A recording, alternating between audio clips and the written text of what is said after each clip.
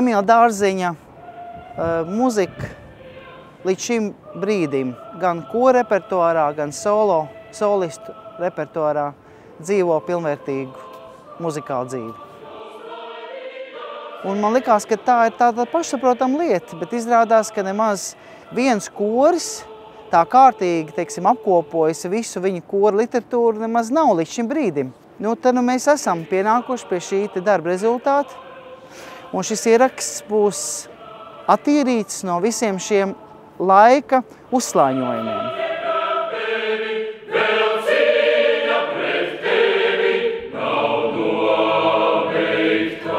Nešs, es domāju, simbolizē pašu kori, pašu cilvēku kopumu, kas sastāv no katra kociņa atsevišķi.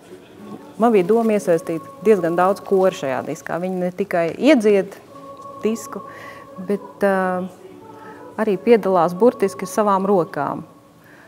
Iecer bija, ka koris izplēš katrs pa vienam kociņam, burtiski ar savām rokām izplēš no tā paša zīdpapīra. Un tāds kociņš tiek ielīmēts katrā diskā. Pilnīgi oriģināls roku darbs.